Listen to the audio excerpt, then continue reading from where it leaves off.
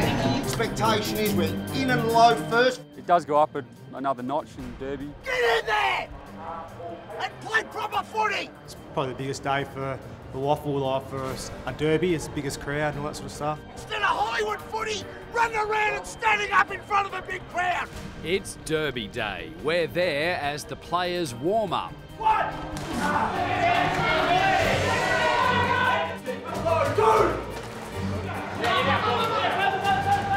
The fans roll up.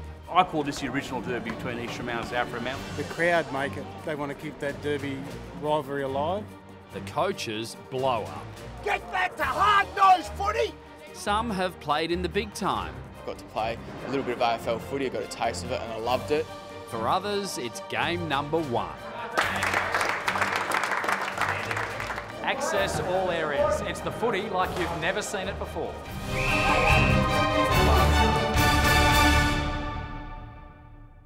A record crowd, the gates have been locked. For more than a century, South and East Fremantle have been the fiercest of rivals. We'll let the picture tell the story.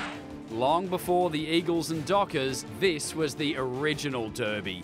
East Freo winning 53% of their 367 clashes. I was kind of bound to end up here, but obviously with Dad and Uncle playing down at East Fremantle, I wanted to go there anyway.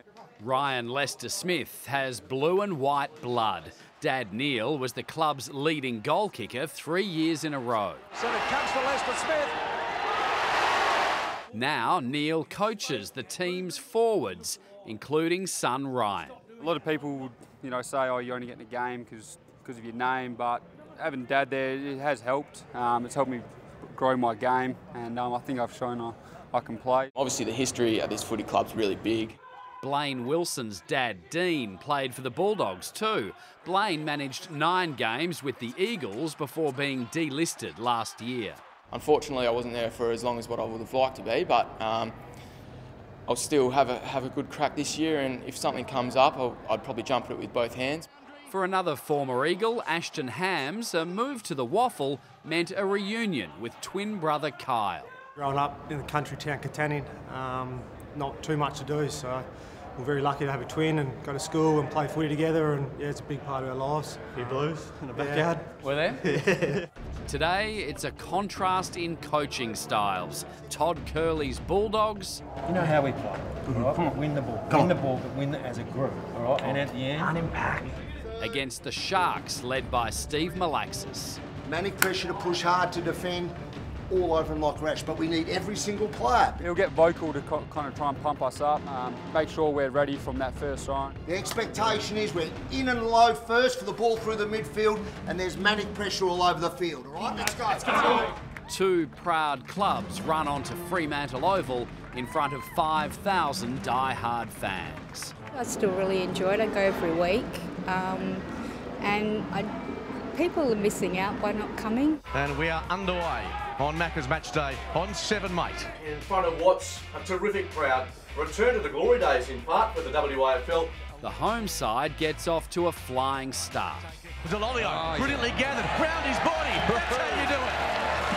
A 3-goal lead at quarter time. Curley is cruising. You thought they were on, but they've come out and they've displayed effort, and that's all. Pretty dominant first quarter, really. Yeah, it's only 1 quarter. So 3 to go. See how we go. All right. Malaxis is fuming. As we run around, we just want to get a kick and a handball and look good. You're not going to win like that. Get your knees dirty, get the ball on the right side of the field, play as a team, forget the stats, forget one-handers, forget playing Hollywood footy. Get out, get dirty, put the pressure on, and forwards take your marks. Let's go.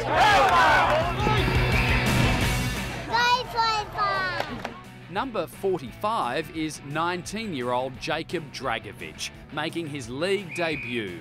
From grandparents to nieces. Go Jacob!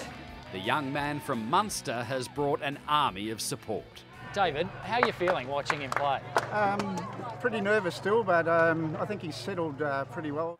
Here's something Jacob will always remember. His first goal was a ripper. He needs something special. Got it. And umpire Kendall Ball says yes. when he left home today, his cousin passed away in January, and I said to him, play this game for Narelle. So that's what he's playing for. Footy is no longer men only. I was a bit worried about it because I'd never been into a all-male team locker room. Gold medal for Rachel Harris. That's Rachel Harris winning gold at the 1998 Commonwealth Games. Rachel went from the pool to medical school. She's now the South Fremantle club doctor. I love being able to help people fulfil their full potential, I suppose, and in sport and exercise medicine that's a really easy thing to do. People are often very motivated to get better, fix their injuries, willing to listen to advice you give them. Back on the field, the Sharks have taken a 6-point half-time lead. We're all set for a wonderful second half. Yeah, really important that South Fremantle keep their pressure up. In the rooms, it's fruit platters, sweet treats, some tired bodies and a few running repairs. Second quarter we had 15 tackles, which is the spot on target. First quarter we had 10. The ball came in quick, we had space, we had movement, and we looked alive. Let's get the forwards winning one-on-one contest. Let's set up behind and let's maintain the pressure for 30 minutes. What's 15? By three-quarter time, the lead is 25. It's a pretty handy lead with a quarter to go. Better to be in front than behind, but a long way from home, mate. For the home side, highlights are rare until this happens. Lobs it to a dangerous place. Oh, Nick Mark, is it Saunders? Oh, it's been paid! Did you give yourself a realistic chance? You hung in the air for a while. Oh yeah, I went a bit early, but I've always got a realistic chance, I think anyway. It was a bloody good mark. Yeah, cheers mate. East Fremantle take the 4 points, but a reminder from the first gamer that there's more to life than footy. Your mum told me you were doing it for your cousin. Yeah, my cousin passed away with cancer last year, and yeah, she was always really supportive, so yeah, just for her, so it was good.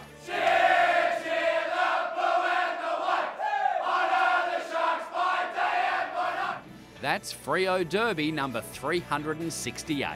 Our last three quarters pretty good, and it was tight in the last quarter. Yeah, I guess in some ways, typical derby sort of game, yeah. And this holiday Monday, the arch rivals will do it all again.